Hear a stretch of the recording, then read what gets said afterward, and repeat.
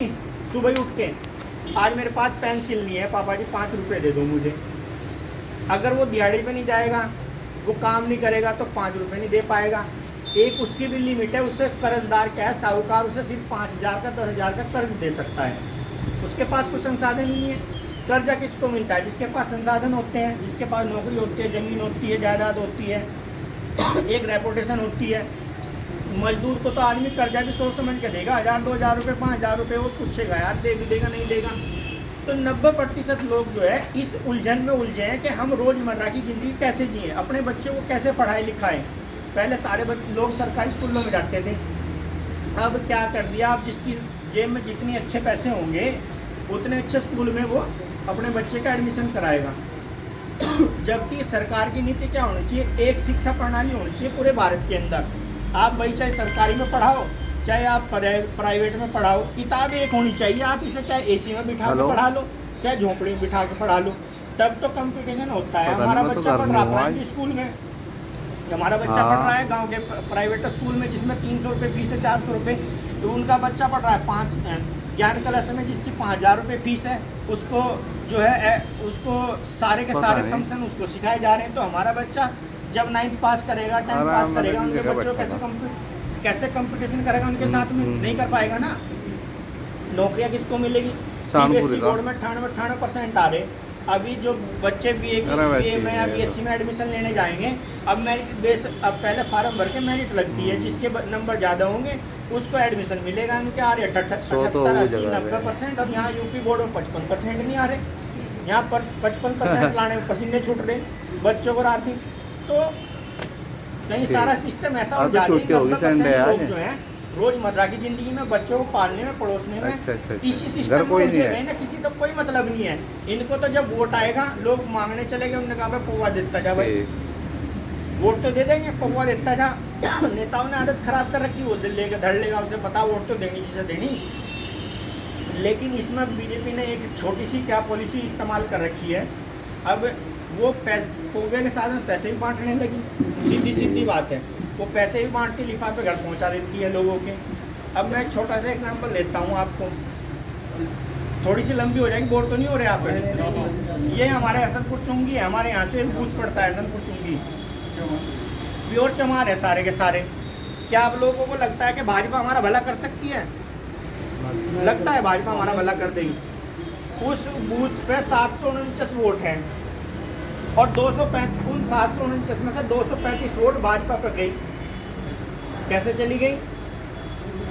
मैंने पूछा, अब मैंने इसका मेरे पास लिस्ट है, अभी बैग में पड़ी। मैंने सोचा, मैंने कहा यार कहीं ऐसा ना हो मशीन की गलती हो।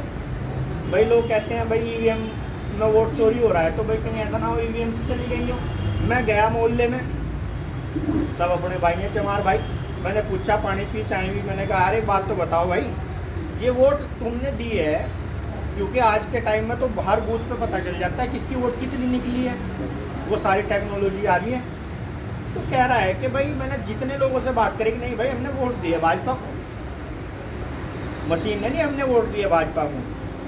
तो उसका हमने उसके पीछे रीजन पूछा क्या है, उसके रीजन पूछा कि हर वोट पे 3,000 रुपये दिए गए, हर वोट पे जिसके घर में। अब उन्होंने पन्ना प्रमुख बना रखे, एक पन्ने में कितनी वोट हैं, एक वोटर लिस्ट में 6 पेज हैं, 6 पेज को छोड़ दो, एक पेज पर कितनी वोट है। और हर पेज का उन्होंने एक मुखिया बना रखा, उसको कहा भाई ये वोट है इसमें और इन पर तुझे नज़र रखनी है और इनको अपने पाले में लाना है, कैसे भी लाना है। अब बाबा साहब डॉक्टर भीमराव अम्बेडकर जी ने एक बात कही थी कि भाई मेरा समाज आज अनपढ़ है। 1950 में जब 26 जनवरी 1950 को संविधान लागू हुआ, उसके बाद हम लोगों को सार्वजनिक स्थानों पर आने का, जाने का, खाने का, पीने का, ओढ़ने का, पहनने का अधिकार मिला। ब्याह शादियों में सब पक्के पकवान बनाने का, उससे पहले कोई पकवान भी नहीं बना सकता था, बहुत बुरी स्थिति थी। तो जब 71 में युद्ध हुआ पाकिस्तान का और भारत का, जब बांग्लादेश अलग करा था, उस लड़ाई में अर्थव्यवस्था खराब हो गई थी बहुत ज़्यादा। तो इन लोगों को घर से बुला करके भाई कपड़ा खरीद ले, भाई चाय पी ले, होटल में बिठा करके ज़बरदस्ती इनको खाना खिलाया ताकि पैसे की व्यवस्था हो। आज हमारी बहन बेटियां जो अच्छे अच्छे कपड़े पहने बैठी हुई हैं, ये सिर्फ बाबा साहब की बदौलत उनके ऊपर उन्होंने संविधान में इस चीज़ का प्रावधान किया। उससे पहले तो था नहीं। 1950 से पहले किसी महिला, चाहे वो महिला किसी भी जाति बिरादरी की है, एक बिस्सा जमीन का बहना हो उसके नाम नहीं होगा, चाहे वो ब्राह्मण हो, ठाकुर हो, किसी भी बिरादरी को, एनीथिंग एल्स, एक भी बिस्सा उसके नाम जमीन नहीं होगी। 1950 से पहले अधिकार नहीं था किसी महिला को संपत्ति रखने का, ये उनकी व्यवस्था थी। बाबा साहब ने समानता का अधिकार दिया। बाबा साहब ने कहा कि भाई मेरा ये घोड़ा समाज है, घोड़ा ये सारा का सारा, भाई उनके लोग तो घोड़े पर जा नहीं रहे, प्रसाद चढ़ाने हमारे लोग जा रहे, तो भाई कोई बात नहीं, आज मेरा समाज मेरी बात नहीं समझा, लेकिन जिस दिन समझागा उसको उस दिन एहसास हो जाएगा और वो उस दिन मांगने वाला नहीं बनने का, देने वाला बन जाएगा। कैसे बनेगा? उन्होंने कहा कि भाई वोट का जो अधिकार मैं दे के जा रहा हूँ वो एक समान है। कैसे है? मेरी वोट, नेहरू की वोट, पटेल की वोट, गांधी की वोट इक्वल है। ऐसा तो नहीं है कि भाई चमारों को 50,000 वोट डालनी पड़ रही है, जो ठाकुरों को 5,000 वोट डालनी पड़ रही है, ऐसा तो कहीं नहीं है।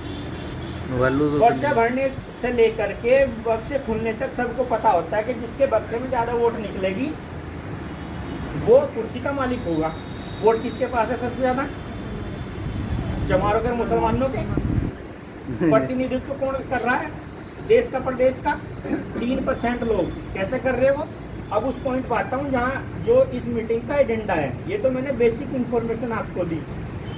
3% लोग हमारे ऊपर शासन कर रहे हैं। इस बात को साहब कांसीराम ने भी समझा इस पेन के माध्यम से। ये 3% है, ये बड़ा हिस्सा है, ये इसके बिना बेकार है, ये व्यवस्था खराब है, ये इसके ऊपर रहता है, हमेशा इसके ऊपर रहता है। क्यों रहता है भाई? न्यायपालिका, कार्यपालिका, व्यवस्था पालिका, सब पालिकाओं पर, राजपालिका, सब पर इन 3% लोगों का कब्जा है। क्यों है? क्योंकि वो जब पता है कि वोट का, जिसके पास में वोट ज़्यादा होगी वही सत्ता का मालिक होगा, उस वो जो चाहे वो फिर अपने सुप्रीम कोर्ट में अधिकारी अपने रख ले, चाहे वो प्रशासन में अपने अधिकारी रख ले, चाहे अपने डीएम एसडीएम, कैसे भी कुछ भी कर सकता है वो, जिसके पास सत्ता होगी। अगर वोट का शासन है इस देश के अंदर, जिसके पास ज़्यादा वोट है, सत्ता उसके पास होनी चाहिए। लेकिन जिनके पास वोट ज़्यादा है वो मांग रहे भाई मुझे अधिकार दे दो, मुझे इंसाफ दे दो, मुझे ये दे दो, मुझे वो दे दो, हैं। जिनके पास कम वोट है वो बैठे हुए राजा है, लात मारे पिछड़ देंगे थोड़ी देर पीछे। क्यों?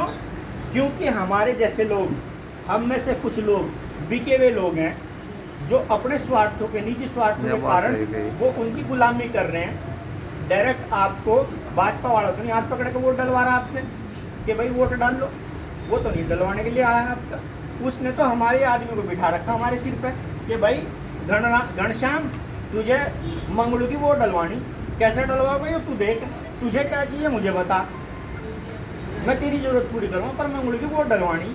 अब ये जानता है मंगलू की क्या समस्या है, भगन की क्या समस्या है, ये जानता है उसकी समस्या। तो ये जाएगा भाई तेरी क्या समस्या मुझे बता यार। तुझे मायावती को टेढ़ थोड़ा यारी, मायावती ने तो वैसे चमार बेच के खा लिए। 2-2 करोड़ रुपए में टिकट दे, 4-4 करोड़ रुपए में दे, ये झूठे प्रोपेगेंडा चलाते हैं। बहन जी ने तो उन लोगों को राज्य मंत्री बना दिया, उन लोगों को कैबिनेट मंत्री बना दिया जिनके पजामे में टुक्की लगी हुई थी और अड्डे पे जो है मोची का काम करते थे। आपके शहर की बात बता रहा हूँ। जिस आदमी ने मैं बेकार हूँ और मुझे एक आदमी आया, भाई साहब आए, भाई साहब ने कहा सुशील बोल जी आप क्या कर रहे हैं? जी मैं तो कुछ नहीं कर रहा। बच्चों का परिवार कैसे चल रहा? परिवार तुम्हारा भी मेरा तो, क्योंकि कैडर की बातें मैं इसलिए कर रहा हूँ, यहाँ पर भाषणबाजी नहीं कर रहा मैं। भाई मैं कहूँगा भाई मेरा तो परिवार बहुत दुखों में चल रहा, बच्चे बीमार हो रहे, स्कूल की फीस नहीं जमा हो रही। तो इन भाई ने कहा मेरे साथ लग जा कुछ दिन, मैं तुझे तेरी स्थिति सुधार दूंगा। इन भाई साहब की स्थिति सुधरी या नहीं सुधरी, पर इन्होंने मेरा जीवन बदल दिया, मुझे एक अच्छा कामयाब आदमी बना दिया। तो मुझे इनका एहसान भूलना चाहिए या इनके साथ गद्दारी करनी चाहिए? मुझे तो पूरी ज़िंदगी इनके चरण धो के पीना चाहिए कि भाई इस आदमी की वजह से मेरा जीवन, मेरे बच्चों का जीवन, मेरे बच्चे जो है अच्छे CBSE बोर्ड में पढ़ रहे हैं, मेरे पास गाड़ी है, घोड़ा है, बंगला है, किसकी वजह से? इस आदमी की वजह से। और मैं इसको धोखा दे करके चला गया शंभू के साथ। तो मेरे से बड़ा गद्दार कौन है? बहन जी ने जितने लोगों पर भरोसा करा सबने, उनमें से 95% लोगों ने उन्हें धोखा दिया, गद्दारी करी उनके साथ। लोग आज बहन जी में कमियां निकाल रहे हैं। बहन जी ने तब घर छोड़ दिया था जब, उस समय की बात है जब लोग अपनी जवान बेटियों को, बहनों को साथ लेकर भी चलते हुए डरते थे तब बहन जी ने घर छोड़ा अपना, बहुत कम एज में है समाज में भूखी रही, जेल गई बहन जी। बहुत सारी महिलाएं हैं। आज अभी बहन जी ने एक बात कही कि भाई हमारी, हम मर्द चले जाते हैं कार्यक्रमों में, मीटिंगों में, औरतें हमारी आती नहीं। जिस क्लास में हम पढ़ रहे और उस क्लास में अगर हमारी बहन पढ़ेगी, हमारी बेटी पढ़ेगी, हमारी घरवाली पढ़ेगी, तो क्या हमें उसे घर जाकर पढ़ाने की जरूरत है? नहीं जरूरत है ना। हम यहाँ पढ़ के जाएंगे, फिर जाके घरवाली को पढ़ाएंगे। वह क्यों समझेगी मेरी बात भाई? एक दिन में टीचर बन गया मैं? नहीं बना ना। तो हम लोगों को अपनी बहन बेटियों को साथ भी लेकर के चलना चाहिए प्रोग्रामों में। कल्चर तभी तो सीखेंगे। चाहे वो भाई हमारे महात्मा जी सत्संग लगा रहे, सत्संग में अच्छी बात समझ में आ रही, तो उनमें एक क्या होगा, उससे तो बेहतर है जो आज कहीं कसाई बनने, कहीं फलाना बनने, कहीं ढिमकाना बनने। तो ये एक अलग चीज़ें हैं। मूल हमारा क्या एजेंडा होना चाहिए? हमारा एक घर है बना हुआ, और बहुत सुंदर घर बना हुआ है। लोग उसको गिराने के चक्कर में लगे हुए, बसपा को गिराने के चक्कर में लगे हुए कि भाई बसपा को खत्म कर दो किसी भी तरीके से। और बसपा जैसा घर किसी माई के लाल चमार पर बढ़ने का नहीं। दोबारा अगर बसपा एक बार खत्म होगी तो दोबारा बसपा जैसा घर किसी पर बढ़ने का नहीं। क्योंकि इस खून पसीने से हमारे आप जैसे बुजुर्गों ने और आप जैसे लोगों ने खून पसीने से खड़ा कर रखा। महापुरुषों की विचारधारा खड़ी है। पार्टी व्यक्ति गलत हो सकता है, पार्टी की विचारधारा गलत नहीं है। बहन जी कभी किसी अंबानी ने इनविटेशन दिया, अंबानी ने कहा बहन जी आपको साथ दिवाना, मेरे लड़के की शादी है। बहन जी ने कहा भाई ठीक है, आपने निवेदन दे कर दिया, मैंने स्वीकार कर लिया, लेकिन मैं अपने, अगर मैं तुम्हारे यहाँ शादी में चली गई तो समाज में एक मैसेज फैल जाएगा। मेरा समाज सोचेगा यार बहन जी तो जब बड़े बड़े लोगों के यहाँ शादी में जाने लगी, ब्याह शादियों में जाने लगी। राज्यसभा की सीट के लिए 200 करोड़ रुपए बड़े बड़े उद्योगपति देने के लिए बहन जी खड़े थे लाइन में। बहन जी ने राज्यसभा किनको बनाया? उनको बनाया जिनकी व्यवस्था भंग की, जिन्होंने पार्टी के लिए काम करा, समाज के लिए काम करा। मेरे पास पैसा है, परिवार है नहीं, क्या करूँगा उस पैसे का मैं? भाई किसी का हो, भांजे किसी के हों, सुख तो जब आदमी खाट पर पड़ा हो ना, अपनी खुद की औलाद भी पानी का गिला देता हुआ हिचकिचावे, वो भी लात मार देगा। अगर ऐसा ना होता तो वृद्धाश्रम ना बने होते। सही औलाद देवी बहन जी ने त्याग करा इस समाज के लिए, त्याग। और उस त्याग का हम क्या सिला दे रहे? 2 करोड़ में बिक गए, 5 करोड़ में बिक गए, 7 करोड़ में बिक गए, 10 करोड़ में बिक गए। किस लिए? कि जो इमारत खड़ी इसको ढाने पर लगे हुए एक आदमी में कमी निकाल ले तो भाई तुम भी तो कुछ कर लो, अपने हिस्से का काम कर लो तुम भी। हमने संगठन बना लिया, अच्छी बात है, हमने संगठन बना लिया बहुजन अधिकार संघ। हमारा काम क्या होना चाहिए? लोगों को ये जागरूक करना चाहिए भाई सबसे पहले अपने परिवार को की व्यवस्था देख, तेरे परिवार में क्या आदमी को रोजगार मिल सकता है, क्या आदमी तुम्हारे परिवार में शिक्षित हो सकते हैं, कितने आदमी उच्च शिक्षा ले सकते हैं, कितने आदमी तुम्हारे परिवार को चलाने में सहयोग कर सकते हैं। मेरे 4 बच्चे हैं, मेरा उद्देश्य ये होना चाहिए कि भाई मैं किसको क्या पढ़ाऊँ, किसको क्या कराऊँ, कैसे क्या कराऊँ। इस बात का फोकस होना चाहिए। संगठन का काम है समाज में जो भ्रम फैल रहा है उसे खत्म करना, ना कि हम लोगों को स्वार्थी बनाना। हम लोगों को स्वार्थी नहीं बनना। अपने पल्ले में गिरा बांध लो, आज बांध लो, कल को बांध लो, आज समझ लो, कल को समझ लो। अगर जिस दिन बसपा खत्म हो गई उस दिन के बाद तुम्हारी बात तुम्हें दौड़ा कर लोग पिटेंगे, दौड़ा के जिस दिन बसपा खत्म हो जाएगी। ये एक ऐसा मजबूत घर है, ऐसी छत है। और बसपा, बहन जी भी चली जा, बहन जी के बाद जो प्रतिनिधित्व वो भी चला जा, बसपा खत्म नहीं होने वाली। बसपा की जड़ें बहुत गहरी हैं। बहन जी रहे ना रहे, मान्यवर काशीराम थे, अब नहीं है, पार्टी चल रही ना, उनके बाद सत्ता में भी आई। कोई आदमी ये नहीं चाहता, कड़वी बात कहूँगा पर सच कहूँगा, कोई आदमी नहीं चाहता चमार 2 रोटी सूख तक खा ले। कोई चाहता हो तो बता दे। उपजातियाँ हमारे समाज में भी 80 में भी वो भी सोचे यार सिर्फ चमारों ने हमारा खा लिया, अधिकार खा लिया। इन्होंने एक और कानून ले आए इसमें आरक्षण में, सब आरक्षण। क्या मतलब है भाई इसका? जो समाज कहाँ से सारा सक्षम हो गया और समाज को तोड़ने का काम कर दिया। ना ये अलग कर दिया, खट्टी अलग कर दिया, धोबी अलग कर दिया, भंगी अलग कर दिया, चमार अलग कर दिया कि भाई चमारों ने हमारा आरक्षण खा लिया सारा। भाई चमार तो पढ़ रहे लिख रहे खुरपे से लेकर के आज कहाँ कलेक्टर तक पहुँच गए। और सुप्रीम कोर्ट में जो है आपके जज हैं, वाल्मीकि समाज है हमारा, वो तो आगे बढ़ना ही नहीं चाह रहा। मेरे गांव में आज भी पराठा के रजपूतों में अंगड़ जा, मैं कहूँ भाई तुम क्यों काम क्यों करे, दो आदमी सफाई कर्मचारी को 40,000 थारे घर में आ रहे, तुम क्यों जब पराठा के जान लग रहे हैं? जवान बुआ थारी रोटी मांगने जा रही, तुम क्यों नहीं अपनी तरक्की कर रहे? चमारो न तो खून पसीना बहा और मेहनत कर रहे, इसलिए पढ़ लिख करके आगे बढ़ रहे। तो समाज को, दूसरे समाज को भी ये क्या है कि इन्हें कोई हिंदू तो मान नहीं रहा, हिंदू जबरदस्ती मैं भी हिंदू, ठीक है भाई तेरा कल्चर है तुम मान, लेकिन परिवार की तरक्की तो कर। समाज की तरक्की कैसे होगी? जिस दिन सत्ता नहीं रहेगी, बसपा नहीं रहेगी, जिस दिन संविधान नहीं रहेगा, ये संविधान जिस दिन नहीं रहेगा, ना मैं रहूँगा ना मेरे बच्चे रहेंगे, क्या कहेंगे आने वाली औलादें हमारी, क्या कहेंगी बताओ? क्या कहेंगे हमारी आने वाली औलादें? कहेगी साला मेरा बाप निकम्मा था, मिली मिलाई आजादी जो है फोकट में दे दी।